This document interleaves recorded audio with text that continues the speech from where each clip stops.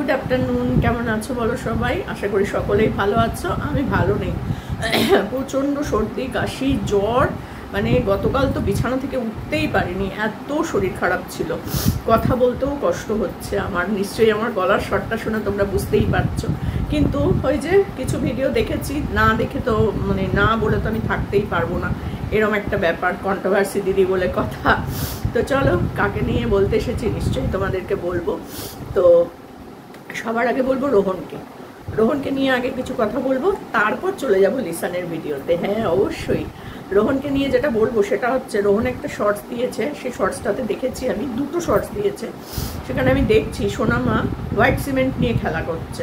ভাবো, সোনামার হাতে কিন্তু এখানে র্যাশ বেরোনো, এই জায়গাটা ভর্তি কিন্তু র্যাশ বেরোনো আছে। তো সেখানে ওই হোয়াইট সিমেন্টটা কতটা ক্ষতিকারক সেটা রোহন মনে হয় বুঝতে পারে না। কি করব বলো, রোহন নিজেই এখনো বোঝার ক্ষমতা মনে হয় রাখেনি। তো যখন বাবা হয়েছো, পাপা হয়েছো, তখন কিন্তু তোমাকে অনেক কিছু বুঝে শুনে চলতে হবে রোহন। তুমি যেখানে দেখছো বাচ্চাটা ওটা নিয়ে খেলছে এবং মাটির মধ্যে বসে পড়ে সেটা নিয়ে ঘাটাঘাটি করছে, এই করছে ওই করছে, প্যাকেটের মধ্যে হাত ঢুকিয়ে ঢুকিয়ে তুলছে, সেখানে তোমার অবশ্যই এটা প্রথমেই বারণ করা উচিত, কারণ ওইটা তো ভালো জিনিস নয়, তাই না? ওটা একটা ছোট্ট 2 বছরের বাচ্চার জন্য মোটেই ভালো জিনিস নয়। দেখো, ওটা দিয়ে মানুষ কাজ করছে, হাতে লাগাচ্ছে, সব ঠিক আছে, কিন্তু সোনামার অলরেডি হাতের এই জায়গাগুলোতে কিন্তু র্যাশ বেরোনো রয়েছে, মনে আছে কি তোমার? সেখানে দাঁড়িয়ে সেই জায়গাতে বসে বসে ও সমানে ওই মাটিগুলো নিয়ে খেলা করছে, হোয়াইট সিমেন্ট নিয়ে প্যাকেটের মধ্যে হাত ঢোকাচ্ছে, তুলছে, ঘাঁটছে, সেটা কিন্তু একদমই খারাপ। তারপর সেই ধুলোগুলো ওর নাকে যাচ্ছে। তো আমি বলবো যে এই কাজগুলো যখনই ও করবে তখনই ওকে ওখান থেকে তুলে নিয়ে যাবে। ও কান্নাকাটি করবে, অন্য জিনিস দিয়ে ভুলিয়ে দেবে, কিন্তু কখনোই এই জিনিসটা নিয়ে ওকে খেলতে দেবে না। এগুলো খেলার জিনিস না তো, তাই না? এগুলো যদি খেলার জিনিস হতো তাহলে সব বাচ্চাই খেলতো, সেটা কি খেলে? নিশ্চয়ই খেলে না।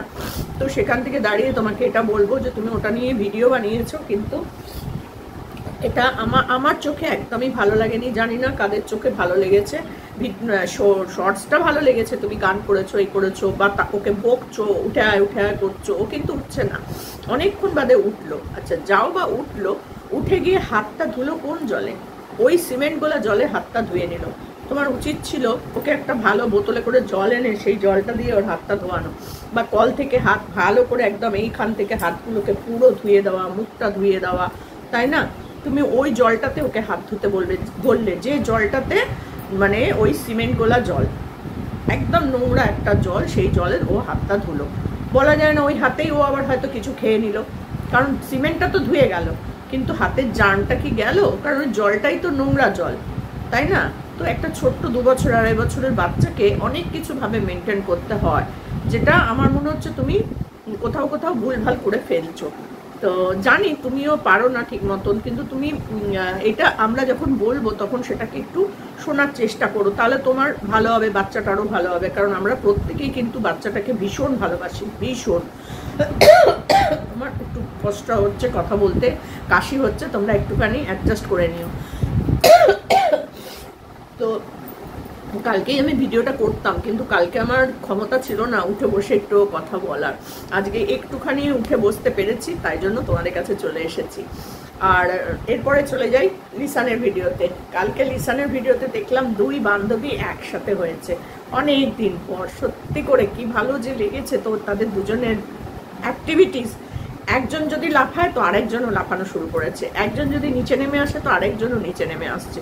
দুজনের মানে বন্ডিংটা কিন্তু খুবই সুন্দর, খুব সুন্দর। মারিয়াম যা করছে সোনামাও তাই করছে, বা সোনামা যা করছে মারিয়ামও তাই করছে। তো মারিয়াম গলায় আবার একটা বেশ সুন্দর হার পড়েছে দেখলাম, বাহ। তো দুজনকেই ভালো লাগে। আমি তো সবসময় বলি যে সোনামাকে মারিয়ামের সাথে রাখলে কিন্তু ওরা দুজনে বেশ খুব ভালো থাকে।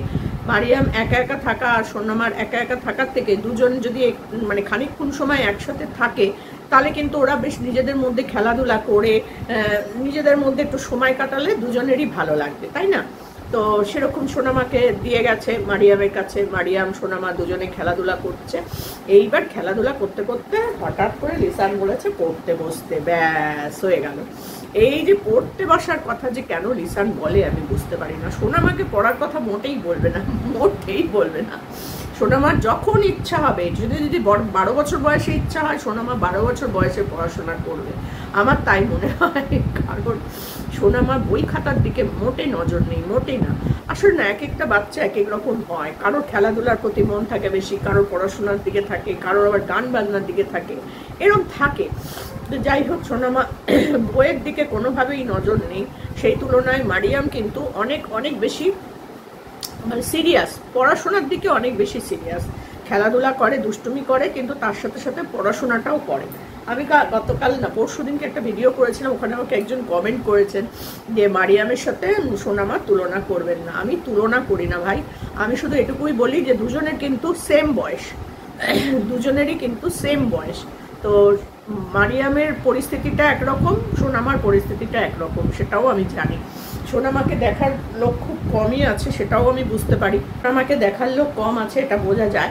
কিন্তু মারিয়ামের বাড়িতে সবাই কিন্তু মারিয়ামকে দেখাশোনা করে এবং ওর পড়াশোনার দিকে যথেষ্ট খেয়াল রাখে। ওর বাবা মা, জেঠু জেঠিমা বা বাড়ির আর যারা আছে তারাও কিন্তু সেই দিকে কিন্তু খুব নজর রাখে। তো তাই জন্য সোনামা এখনো পর্যন্ত বই খাতা নিয়ে বসার যে ব্যাপারটা, সেটা কিন্তু সোনামার মধ্যে এখনো আসেনি। আসবে, নিঃসন্দেহেই আসবে। আরেকটু বড় হোক, তখন হয়তো ঠিকই আসবে। সোনামাকে একটা স্কুলে ভর্তি করানোর চেষ্টা আমার মনে হয় রোহনের খুব উচিত।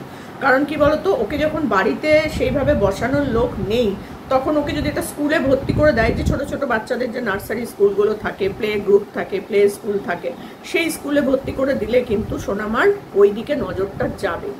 বাড়িতে থাকলে কিন্তু এটা হবে না, এটা কিন্তু স্বাভাবিক ব্যাপার। যেহেতু আমি বাচ্চাদের স্কুলেই চালিয়েছি 15 বছর, সেহেতু আমি কিন্তু এই ব্যাপারগুলো জানি, বুঝি বলেই কিন্তু রোহনকে আমি এটা বোঝানোর চেষ্টা করি যে ওকে যদি এখন একটা ছোট্ট প্লে গ্রুপে দিয়ে দেওয়া হয়, আমার নাতনিকে যেমন আমরা দিয়ে দিয়েছিলাম 2.5 বছর বয়সের স্কুলে, ও কিন্তু অলরেডি 1 বছর স্কুল কমপ্লিট করেও ফেলেছে। আবার এখন একটা অন্য মানে ওপরে ইয়েতে গেছে। ও হয়তো এখনো লিখতে ভালো করে পারে না, 1 বছর হয়ে গেছে কিন্তু স্কুলে, কিন্তু এখনো ভালো করে লিখতে পারে না। এখন সবে শিখছে লেখাপড়াটা, কিন্তু ওই যে বই নিয়ে বসা, ABCD 1 2 এইগুলো কিন্তু ও কিছুটা বলতে শিখে গেছে।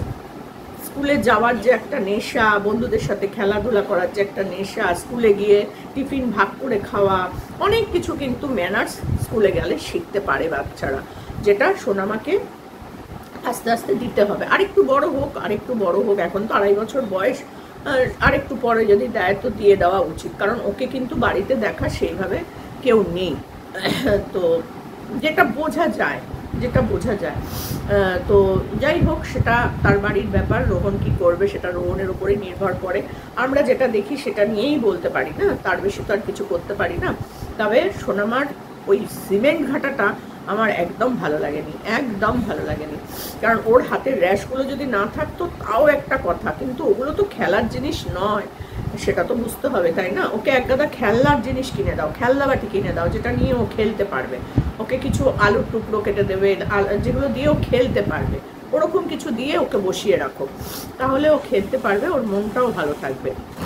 তো কালকে দেখলাম দুজনের পড়াশোনার কায়দা। সোনামা কিন্তু যার মতন মানে ওর নিজের মনের মতন করে ঘুরে বেড়াচ্ছে, নামছে, উঠছে, এটা করছে, ওটা করছে, কিন্তু মারিয়াম কিন্তু বই নিয়ে সুন্দর করে পড়াগুলো বলেই যাচ্ছে। ABCD, অ আ ক খ, যেটা ওকে বলতে বলছে লিসান, সেগুলো কিন্তু সুন্দর করে ও বলছে। কিন্তু সোনামা একবারও বই নিয়ে বসছে না। এটা কিন্তু আমার বেশ মজাও লাগে দেখতে, যে সোনামা যদি ও মারিয়ামকে দেখে দেখেও একটু বসতো, মারিয়ামের কথা শুনে শুনে যদি একটু বলতো, তাহলে মনে হয় ও অনেকটাও শিখতেও পারতো। লিসান কিন্তু অনেক চেষ্টা করে সোনামাকে পড়ানোর, কিন্তু সোনামা বই খাতার দিকে মোটেই যায় না। তো যাই হোক, হবে, আস্তে আস্তে হবে। এখন সবটাই সময়ের হাতের উপর আমাদের ছেড়ে দিতে হবে, কিছু তো করার নেই না। ও যদি এখন না পড়ে, তাহলে ওকে তো এখন মারা বকা করা যাবে না, যে এই পড়তে বসো, এই পড়ো, এই পড়তে হবে, এটা তো করা যাবে না। ওকে বুঝিয়ে শুনিয়ে দেখিয়ে করে করে আস্তে আস্তে ওকে পড়ার দিকে মনটা দিতে হবে। সব বাচ্চা সমান না, আগেও বলেছি। মারিয়ামের যেটা ভালো লাগে পড়তে, বা দেখছো নাক দিয়ে জল গড়াচ্ছে, তো সেইভাবেই আমি তোমাদের কাছে এসেছি। আর সোনামা যেমন দুষ্টুমি করতে, খেতে, ঘুরতে, গল্প করতে ভালোবাসে, মারিয়াম কিন্তু বই খাতা নিয়ে পড়তে ভালোবাসে। দুটো বাচ্চার দুটো রকম ক্যারেক্টার, এটা স্বাভাবিক। সব মানুষ তো একরকম হয় না।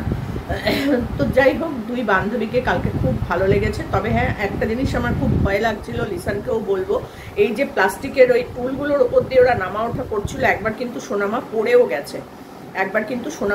গেছে, ওই খাট থেকে নামতে গিয়ে ওই প্লাস্টিকের ওইগুলো যদি স্লিপ কাটে তাহলে কিন্তু বিভৎস জোরে পড়বে, ধাম করে মাটির মধ্যে পড়বে। আমার খুব ভয় লাগে ওইগুলো থেকে নামা ওঠা করা দেখতে, সত্যি বলছি। খুব স্লিপ কাটে ওই টেবিলগুলো, চেয়ারগুলো, টুলগুলো খুব স্লিপ কাটে, আর মেঝেতে তো ভীষণভাবে স্লিপ কাটে। তো ওইগুলো সরিয়ে দেওয়াই আমার মনে হয় ভালো। ওখান থেকে একবার উঠে যাওয়ার পর আর নামার সময় যেন নিজেরা এমনি নামে। ওঠার সময়ও ভয় লাগে, নামার সময়ও ভয় লাগে, কারণ ওগুলো প্রচণ্ড স্লিপ কাটে। তা যাই হোক, সোনামা কিন্তু একবার পড়েও গেছে, ওখানে আমি দেখেছি। লিসানি বলছে এমা পড়ে গেছে করছিল।